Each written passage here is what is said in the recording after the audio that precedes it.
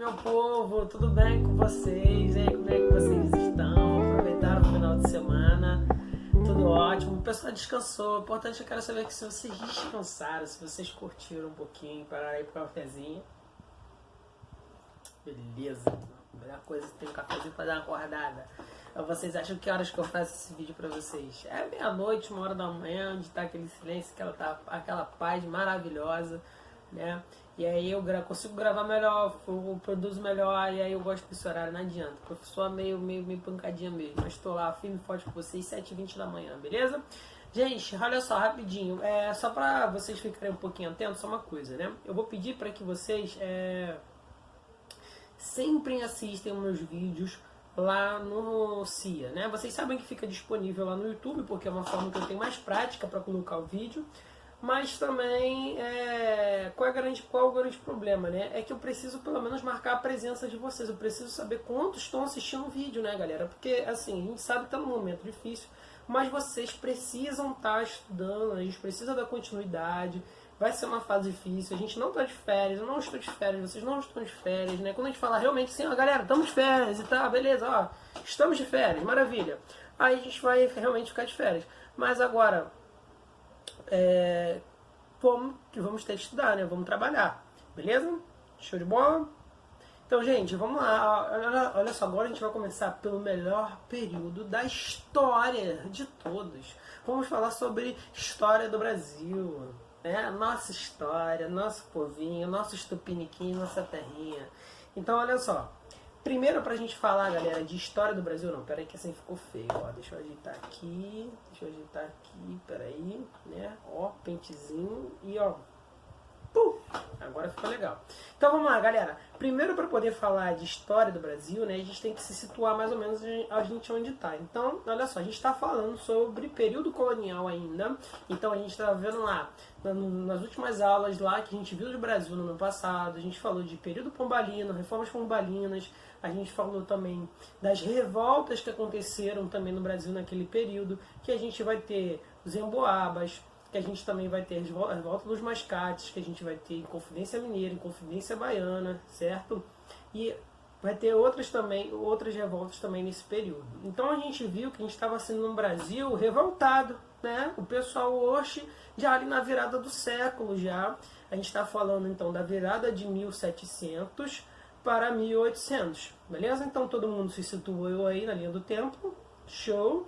E a gente está falando também do mesmo período lá fora na Europa, né, no mundo todo, ok? Independência dos Estados Unidos, né, independência de alguns países latino-americanos, como exemplo o Haiti, o exemplo do Haiti, o exemplo do México, o exemplo também da questão aqui do Uruguai, a questão também em relação à Argentina, a gente vai vendo que vai acontecendo também isso ao mesmo tempo. Né? E aí, contrapartida, o que está acontecendo lá na Europa, né? Napoleão está espalhando terror por todo mundo, né? O Napoleão está invadindo todos os outros países. E um dos países que a gente vai ver também, a gente vai falar agora, que a gente vai falar de período joanino, né? Galera, então, situando, a gente está fechando o século XVIII para virar para o século XIX, e aí a gente justamente fala sobre o período joanino no Brasil. E aí, para a gente começar a falar isso, a gente tem que voltar de novo para a Europa, né? Ir lá para a França e vendo que Napoleão, como eu passei lá no penúltimo capítulo, né, está invadindo os outros países na Europa por causa do bloqueio continental. Show de bola? Esse é um dos primeiros fatores. Então, Napoleão implementou um bloqueio continental para não comercializar com a Inglaterra. Lembrando só um negocinho, pessoal. Sei que vocês já estão no ritmo, mas tô triste porque eu tentei preparar essa videoaula para vocês em forma de slide, fica muito melhor para poder entender, né? Só que meu notebook do tio Hugo tá ruim, né? Tá horrível e ele desliga do nada e eu já tô quase querendo tacar ele na parede, mas eu acho que eu vou ter que fazer uma limpeza nele, né? Vou ter que comprar algumas coisas novinhas, tá bom? Mas aí eu vou tentar depois passar esse esquema de aula para vocês. Então, aí tá lá, Napoleão, vamos voltando. Napoleão tá lá invadindo a Europa toda, ele vai, invade a Espanha, mata o rei da Espanha, e aí ele toma parte também dos exércitos espanhóis, né? O irmão dele, o Luiz Felipe, toma conta justamente da Espanha. E aí eles marcham em direção a Portugal, né? E aí Dom João VI tá lá, de boaça e tal, tá com medo, não tá tão de boaça assim, né? Ele tá com medo e tal. E aí ele continua, né? E aí a França ainda lá marchando em direção a Portugal, em direção a Lisboa, já invadindo os Algarves, já trotando por aqueles mares bonitos ali, né? Portugal show de bola, lindo, maravilhoso. E aí quando ele olha assim, o Dom João VI ele está encurralado pelas costas pelos franceses e pela frente pelos ingleses, que os ingleses queriam um posicionamento de Portugal em relação ao bloqueio continental. Show? E aí ele tá lá naquele desespero todo, caraca, o que eu vou fazer, o que eu vou fazer? A Inglaterra, calma aí, parceiro, tem um jeito para as tuas soluções, para os teus problemas. Olha só, eu te dou a moral, te levo para suas colônias, né? Você sai daqui, ou você tem duas opções, ou você vem para a Inglaterra, ou você vai para alguma das suas colônias, a gente desconta até as suas colônias. E aí Dom João falou, ó, tá bom, como ele viu que o cachorro estava mordendo um cangote dele, ele, ó, tá bom, aceitou o acordo justamente dos ingleses. Ah, inglês, né? Inglês é malandro, rapaz. Você acha que malandro do centro do Rio é esperto porque você nunca viu inglês comercializando. Você nunca viu inglês emprestando dinheiro. É brabo. Os caras são difíceis, é ruim de aturar. São espertos. Você conhece muito essa política, esse mercado há muito tempo. Então, olha só. Então, o Portugal já tinha vários acordos comerciais com a Inglaterra, e aí justamente a Inglaterra força nesse mesmo período o Brasil depois, o Império Português, a reescrever novos acordos políticos, mas políticos e econômicos, a gente vai ver isso depois. Então vai fazer o seguinte, em 1807, a família real vai estar saindo justamente lá no finalzinho, lá de dezembro, né? Lembrando que é uma viagem que demora de Portugal para o Brasil. Primeira parada deles vai ser onde? Salvador, beleza? Só que aí a gente já tá vendo uma coisa, eles param em Salvador, tá vendo que a economia do Nordeste já tá em declínio, que não seria tão vantajoso ficar ali, até porque Salvador é quente pra caramba, porque tá bem próximo da linha do Equador. Então, dois motivos que vai levar justamente a família real vir para o Rio de Janeiro e retirar a capital de Salvador, beleza?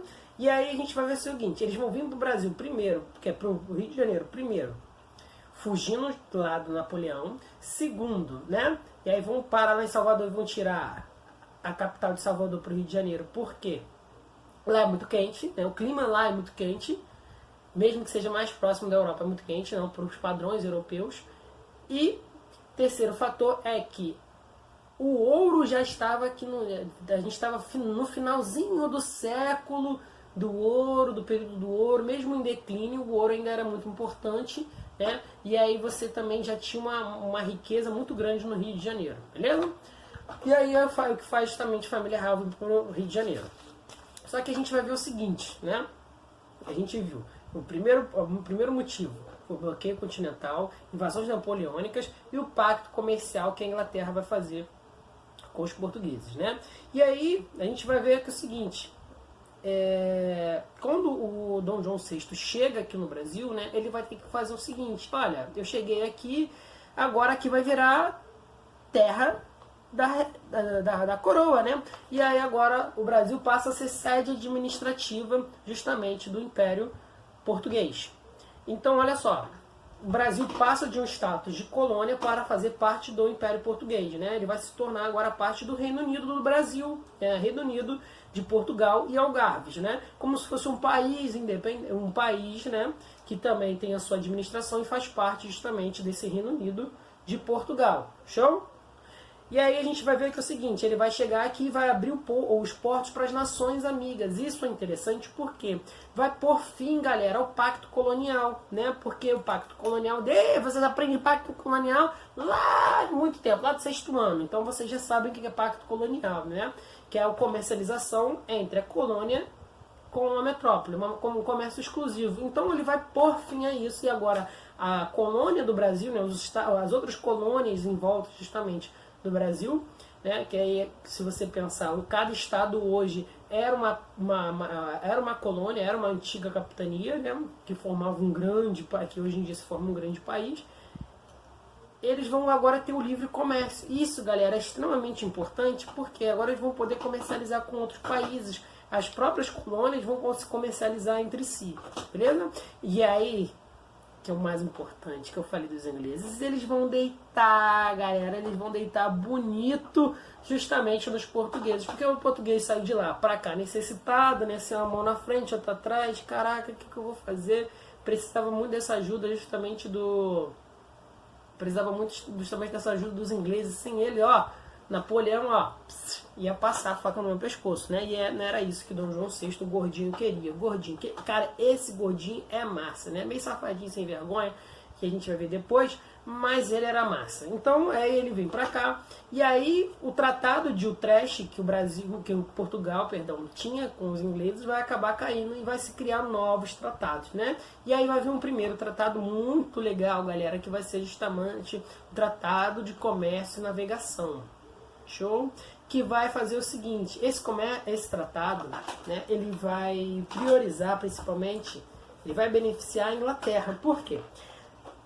Toda vez quando você importa um produto de algum lugar, você tem que pagar o imposto, né? Todo mundo aqui já tentou comprar alguma coisa na AliExpress, né? Não demora? Aí quando demora, às vezes, pra caramba, aí você tem que pagar o imposto numa parada importada. Só que os ingleses são malandros. Olha só, eu vou te levar lá pra tua terra, você vai lá pra lá, mas a gente vai fazer o seguinte, o meu produto vai vir com uma taxa de importação mais barata do que a sua. Então a gente vai ver que é o seguinte, né? 15% ia ser a taxação sobre o produto importado inglês, 16% do produto português e 24% vai ser justamente de outros países, beleza? E aí, qual era o sentido disso? No final das contas, né, você só tinha uma exclusividade. No final, os ingleses monopolizaram justamente os produtos que vinham para o Brasil. Então, é que a gente saía daqui do Brasil. Ouro, cana-de-açúcar, já um pouquinho iniciozinho já do café e outros produtos, algodão, né, e era levado para a Inglaterra. E aí isso é muito interessante porque quando é levado para a Inglaterra, ele se torna um produto industrializado nas fábricas inglesas, né? E aí depois retorna aqui para o Brasil como um produto industrial com alto valor agregado, beleza? Outro fator também, né? Outro tratado também importante vai ser o Tratado da Aliança e da Amizade, galera, que os ingleses vão fazer também com os portugueses, né? Com a coroa portuguesa. E aí esse tratado também é interessante porque, né, vai ser um dos primeiros tratados que a gente vai ver, né, que vai dar o primeiro impulso para o fim da escravidão no Brasil, né? Ou pelo menos em a ideia dos ingleses era principalmente para todos os territórios portugueses. Agora vamos por parte. Esse tratado, né, de aliança e de amizade, o primeiro deles era fazer o seguinte: os ingleses queriam a exclusividade, poder extrair livremente madeira da colônia brasileira, beleza? Agora do Brasil, país Brasil. Para quê? Para poder construir navios, né? E assim criar, na verdade, criar novos navios maiores para poder carregar cada vez mais produtos daqui e para chegar à Inglaterra para comercializar pelo mundo. Por quê? A gente já viu que a Inglaterra é uma ilha pequena, né? Não tem tanta madeira assim disponível. E aí você está nesse território aqui imenso. Aí você começa a pensar o seguinte, galera, quem começou a desmatar também aqui nesse país foram também os ingleses, beleza? Então é por isso que é importante a gente entender a história. Caraca, os caras começaram justamente a desmatar para construir navios, para tirar produtos daqui do Brasil, comprar produtos daqui para levar para a Inglaterra, né? Para as indústrias de lá transformar em produtos manufaturados e vender pelo mundo. Olha, português sabe muito bem comerciar, fazer o comércio, né? E aí, qual o grande problema disso, galera? Que também, além dele ter essa disponibilidade de tirar justamente a madeira aqui do Brasil, né, desmatar para construir navios, e a gente vai ver uma coisa interessante que vai ser nesse período que vão surgir os primeiros piers, né? Os primeiros piers de construção de navios no Brasil vai ser justamente nesse período, e a gente vai ver que muitos deles vão perdurar até 1930, 1920, né? Piers ingleses no Brasil, principalmente na Baía de Guanabara. Ver o quanto isso é interessante, né? E aí o outro fator também, que é o mais importante, que eu queria falar com vocês, desse tratado, lembrando, é o Tratado de Aliança e Amizade, que é sobre a questão da escravidão, né? Porque o outro ponto desse tratado é forçar justamente o governo português a acabar justamente com a escravidão, né? Criar medidas para ir acabando a escravidão num período curto de tempo. E aí surge uma questão interessante, porque a gente vai se criar várias leis no Brasil, né? Mesmo nesse período joanino e depois posteriormente, já no período imperial, a independência do Brasil, né? Que aí vai ser medidas assim, a lei de Saginário, a lei do ventre livre, a gente vai ver várias leis, lei do Biuard, né, várias leis ao longo do século XIX todo, para tentar acabar com a escravidão. Só que essas leis, na verdade, não conseguiam ser efetivas, né, não eram leis práticas, e aí que se criou um termo, né, criando lei para inglês ver, né? Porque os ingleses queriam justamente o fim da escravidão, enquanto os portugueses não estavam nem aí, eles não queriam acabar justamente com a escravidão no Brasil, não estavam nem um pouco interessados, beleza? E aí qual é a grande questão disso? Porque os ingleses queriam tanto forçar o fim da escravidão no Brasil? Porque escravo não consome produto, né? Porque por mais que você seja escravo, você não ganha salário. Por você não ganhar salário, você não dividir a riqueza, os ingleses são muito safos em economia, né? Quando você concentra a riqueza em uma pessoa, só uma pessoa vai comprar produto, né? E quando você distribui, de certa forma, essa riqueza através de salários, né? Várias pessoas têm a possibilidade de comprar esses produtos. Então eles viam a escravidão, né, como algo improdutivo para a economia. E é, portanto, que os ingleses queriam tanto que os escravos fossem libertos. Para quê? Passassem a ganhar salários, esses mesmos salários também serem transformados em compra de produtos industrializados ingleses. Show? Cara, isso é a matada da coisa, né? É como você... É o outside da economia, né? Pensar fora da caixinha da economia. Então eu vou fazer o seguinte, eu vou parar esse vídeo agora, né? A gente parou justamente em tratados comerciais e depois eu vou dar continuidade a ele na parte 2, tá bom? Para não ficar muito grande. Gente, beijão.